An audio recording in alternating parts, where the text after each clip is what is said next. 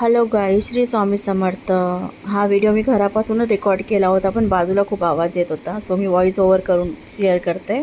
मी 1-1.5 महिन्यानंतर चालली आहे घरी, तर मी याच्यासाठीच व्हिडिओ घरातून सुरू केला होता आणि खूप टाईम होत होता. तर माझे चिंटुकले पिंटुकले माझ्या बहिणीची मुलं खूप आठवण होती त्याची. मी स्पेशली माझ्या आईची आठवण खूप येत होती. सिरियसली असं बोलतो ना की आईपासून मुलं किती पण मोठे होते पण लांब नाही राहू शकत, हे असं होतं. मला इतकी आतुरता लागली होती आईला भेटायची की विचारू नको.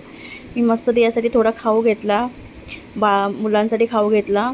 नंतर मग निघालो, पोचलो बोरिवलीला. जाम गर्दी होती, ऊन होतं, विचारू नका. खूप खूप ऊन होतं, लाल झाले होते. हा बघा बाबू कसा पळत आला आहे माझ्याकडे बघा. आणि तो आहे ना काकाला, त्याच्या मावशाला बघून एकदम हे झालं आहे की मी जाऊ, कारण का चिप्सचं पॅकेट तर मावशीच्या हातात आहे.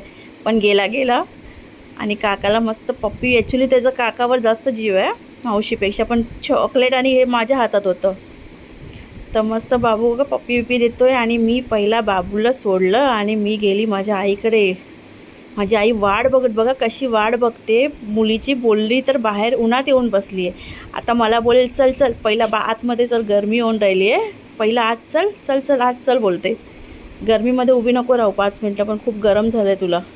बोली हो ठीक आहे, तू पण ये आतमध्ये. मग मी आईशी भरपूर गप्पा मारल्या. आणि हा बघा माती खातो आहे. या मुलांना कुठून सवय लागली आहे मला कळत नाही आहे. हा घेऊन आला लिटरली, 1 मिनटं व्हिडिओ काढला आणि मी याची हातातली ना माती उचलून फेकली.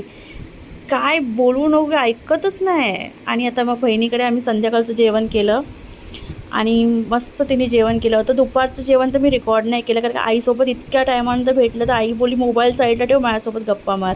बघा माझ्या बहिणीने व्हेज 2 भाज्या केल्या होत्या, माझ्यासाठी स्पेशली डाळ केली होती, कारण का मी ह्या भाज्या खात नाही. पण इतक्या टेस्टी झाल्या होत्या की मी पण दोन्ही भाज्या घेतल्या आणि मी खाल्ला. डाळ तर एवढी छान झाली होती. आणि हे दोन्ही भाज्या माझ्या नवऱ्याच्या आवडीच्या होत्या. एक पडवल होती, एक भेंडी होती. आणि मी दोन्ही पण इतक्या टेस्टी बनवलेल्या सुक्या भाज्या, माझ्या बहिणीने विचारू नका, टेस्टी एकदम. आणि हा तर म्हणजे भेंडीची भाजीवर थांबतच नव्हता.